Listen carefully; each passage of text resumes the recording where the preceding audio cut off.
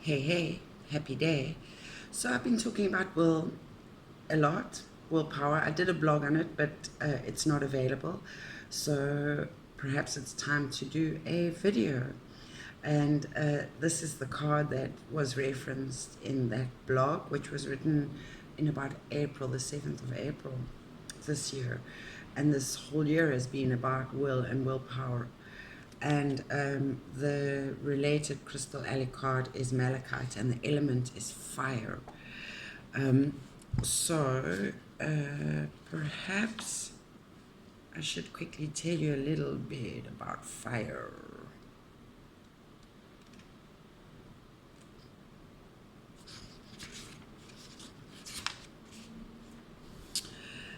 It's on page 107 of the Crystal Alley card book. The element of fire is an intensely powerful ally to call upon when total and extreme cleansing and change are called for. Fire dwells within the heart of the earth, and its mighty force is displayed in its ability to turn solid rock into molten lava.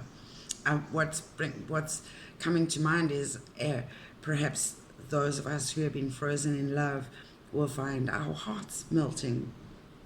Or perhaps where we have been resistant to certain changes in our life, perhaps how we approached our healthcare regime, our daily routines, our attitude towards work, where we fit into the greater scheme of things.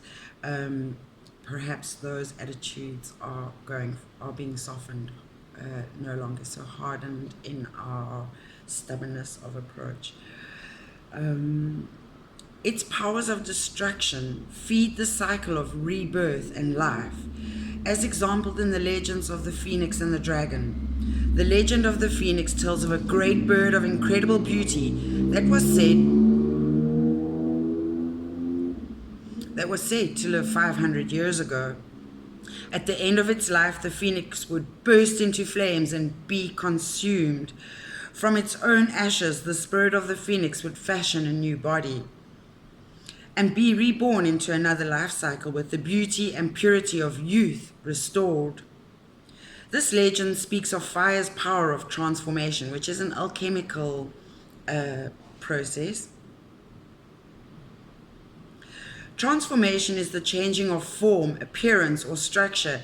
And you know, when a butterfly goes into a cocoon, it actually goes into a crystalline form, a bit like the fascia within our bodies. So it becomes liquefied and then transforms from that whim into a beautiful flying being creature.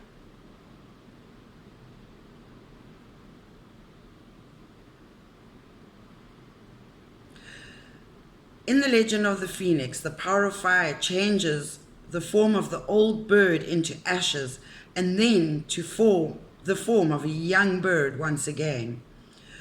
Through the cleansing and purifying force of fire, the ancient phoenix is restored to its youthful purity and beauty. In the legend of the dragon, however, the force of fire reveals its powers of transmutation. The dragon is a mighty lizard with the wings of a bird and breath of fire. This creature could also live hundreds of years and, like the phoenix, was an animal of strange and incredible beauty. Unlike the phoenix, however, the dragon was a creature of destruction, prowling the countryside and stealing stray animals and the people for its meals. So the contrast between the two comes to mind is perhaps the phoenix would be because we are the great conjunct and this full moon that we just had yesterday in Cancer. So this year started with a full moon in Cancer and it bookended with a full moon in Cancer. So in itself, this year was a complete cycle, a sum total, a summary perhaps of the past 20 years. And within that, the yuga of a greater cycle and then an even greater cycle. So there are 3 cycles that are closing out now, a 20-year, an 800-year, and a much older cycle. It is a great karmic cleanse, the Star of Bethlehem, the birth of a new Christ consciousness, the age of Aquarius. It's all about higher mind awareness.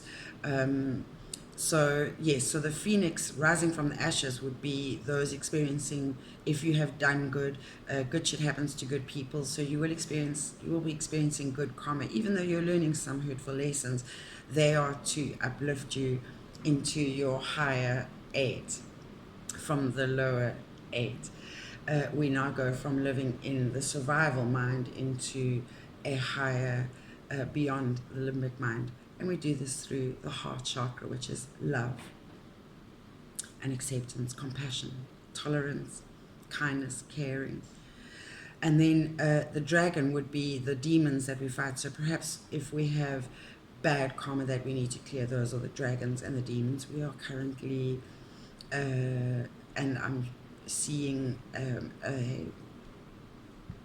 not a maze, a labyrinth. We are going to meet, we are perhaps on our way. We're fought in the center of the labyrinth, and we are about, well, we've already worked our way out, and we're just about to walk out of the labyrinth into a whole new reality. And we have saved what we need to save. The destruction that the dragon caused to the flocks and countryside could not go unpunished. Eventually, a brave, usually destitute peasant boy, innocent, would take it upon himself to face the dragon in a heroic quest. Braving the fire and horror of the dragon's breath, the hero would slay the dragon, that's us overcoming the odds, and its carcass would be consumed by its own inner flames. Instead of turning into mere ashes, however, the cleansing power of the fire would transmute the dragon's flesh and bones to treasures of gold and precious jewels. The peasant boy would return from this quest a hero and a knight, and a very wealthy one at that. So that tells us about the hero's journey that we've been on. And we've leveled up, so we are now, will feel a little lost and are still finding our feet in a leveled up state of being in our new reality that is emerging, and from the truth that we are, the deep truths we are facing and have healed, and the traumas. In this legend, the cardinal force of fire transmutes the evil dragon into something else entirely, in this case, gold and jewels, which represent the rewards given to a brave heart that has survived the cleansing energies of fire. This legend reflects the ability of fire to consume one form that energy has taken and convert it to an entirely different form. This is the power that the ancient alchemists sought in attempting to change lead to gold. So much motorbike power. So perhaps we'll be finding that we'll be moving a little faster and more powerfully on, with less baggage, on 2 wheels instead of 4. If I can understand that as a metaphorical example, or translate that without me having to explain more and get complicated. The powers of transformation and transmutation make fire a vital force to invoke for those who are in need of drastic and profound change in a situation. This change is not easily brought, however, and one can expect to learn significant lessons about oneself when one employs this element to create change in one's life. The saying, trial by fire, is not just a phrase, but is an aspect of the spiritual quest that is considered crucial to the acquirement of mastery of the physical plane and the process of manifestation. The elemental force of fire is embodied by us in our second, so sacral, between the belly button and the pubis, and the third chakra, which is here at the sacral, solar plexus, our power center. Located 2 inches, these centers are the seat of our creative force, sexual energy, and will. And I've been talking in Tantra about, or the Tantric approach is how we transmute, in White Tantra certainly, we transmute sexual, lustful desires and energy. We learn to channel those and use that force for what we want to express and pull towards us in life. So whatever you want to create, career-wise, work-wise, home-wise, family-wise, relationship-wise, anything you wish to manifest, really, that's how you do it, through harnessing those sexual forces and powers and desires and transmuting them to higher awareness, or an evolved force of energy. These chakras are often overlooked or misunderstood in our culture as being centers of base energies that are not spiritual. And that's, again, what Tantra is about, is learning to transmute those base energies, pull them up. In fact, these energy centers contain powerful forces that are an integral part of our personal power. Our own will to create and procreate is an echo within us of the creative force of the universe. Each of our creations can be an offering of thanks to the universe that bore us, and a representation of the light that we strive to bring to this physical realm.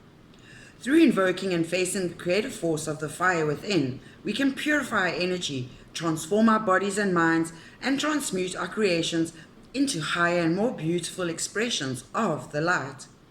The polarity of the creative force is destruction, which is also an important aspect of the energy of fire. Utilizing fire's power of destruction, we can desecrate or discreate those aspects of our lives which no longer serve us, and from the ashes we can form new and more joyful creations. The message it sends us: it has appeared as a signal for you to prepare for a transformation. You are being initiated by a trial of fire that will create drastic change in your experience of the physical world. Before the creation of the new can begin, however, the destruction of the old must take place, and that's very discombobulating and displacing. Fire is directing you to seek deep within to find the outmoded aspects of your life and then offer them up to the dragon within to be transmuted into new and more beautiful creations. Old habits, possessions, beliefs, and creations that no longer serve you are to be swept away in the flames of your own creative force, no longer sweeping under the carpet or burying the head in the sand. It's time to really have the courage and face those things we need to, and deal with them. It's like really doing the filing we've been talking about doing. And perhaps some travel for some people. I'm hearing lots of modes of transport, so perhaps lots of movement going on, people shifting, changing homes, jobs, country, and it's kind of normal for New Year, but all that travel noise just highlights and signifies that that's very likely for many.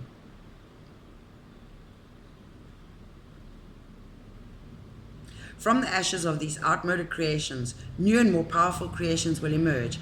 By offering those things that are no longer needed to the flame of creation, you are making room in your life for the gifts that the universe is offering to you. This transformation and transmutation of spirit will be intense. It is through fire that we become purified and renewed. Attempting to hold on to those things in your life that no longer serve you will only create difficulty. Resistance will not serve you right now. Release them readily, and you will find them replaced with the golden jewels of spiritual growth and abundant physical creations. Exciting. One way to aid in this release is through a candle ritual. Focus where the creative force will utilize the energy to create new and better forms for you. And if you want to know what that is, you can message me and I'll tell you what the candle ritual is. Malacite, page 127. In this image, an ancient Antlian priest governs wisely by channeling energy of the divine through his third chakra. His staff is bent, indicating that the intellect, not the force of the body, is his guide and governance. The priest sits upon a throne in a temple of Malacite. The alley is the right use of will. Malachite is a stone that contains patterns of light and dark green bands. It is a powerful ally in the drawing out of unwanted energies from the aura of physical being. Malachite's true power, though, lies in its ability to clear the influences of the ego from the will, aligning the third chakra and the force of our own will with that of the divine. Malachite teaches us of the appropriate applications of personal power. We apply our personal power on the earth plane through our third chakra, which is the seat of our will. It is through our will that we manifest matter from the energetic framework that we have created with our thoughts, beliefs, and desires. This stone teaches us how to correctly apply our innate force of will to the situations around us in order to effect change. We are taught in this culture that one must be either domineering and misuse our power to conquer, or be subservient and envy the power of others.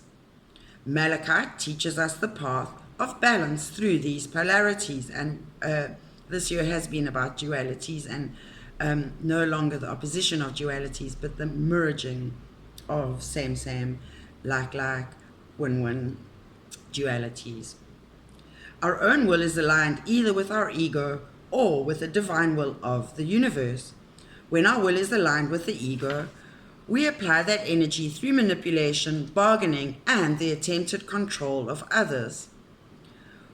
Ghosting. While we can create and manifest in this way, narcissism, and there was another one, I can't remember what it is now.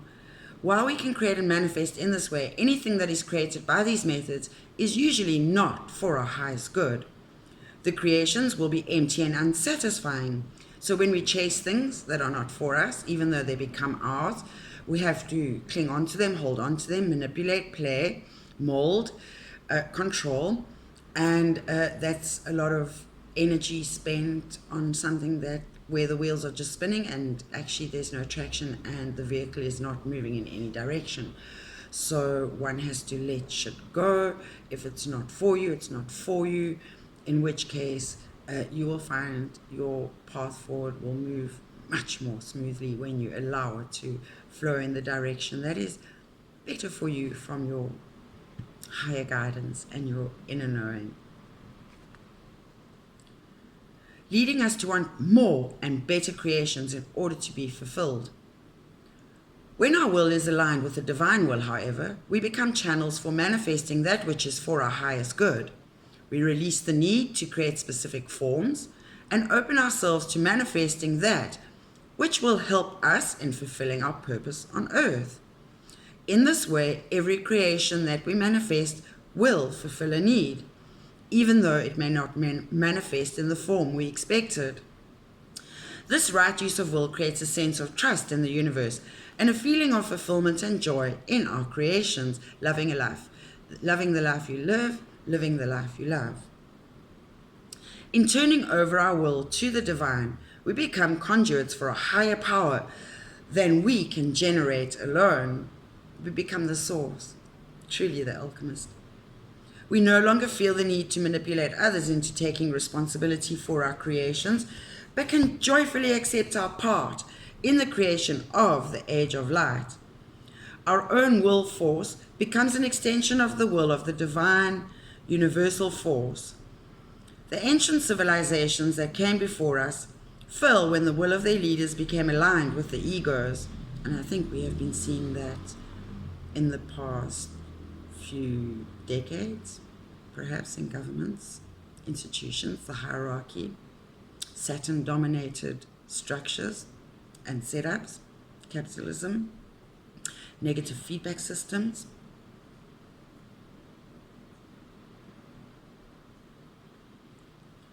Their royalty and priests began exerting their own will over those they were sworn to protect and serve, creating slavery to fulfill their greed, wars to satiate their desires for domination, and manipulation through fear to satisfy their power hunger.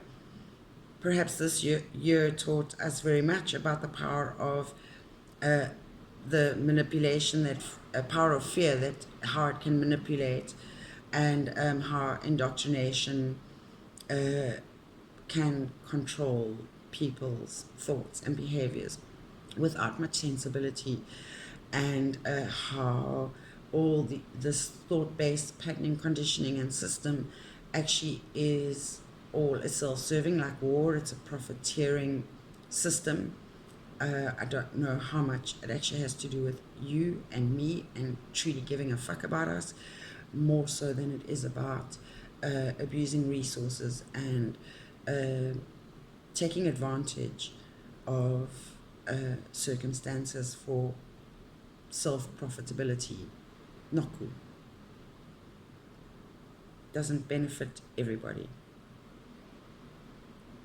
This is the tradition that our cultures were built upon.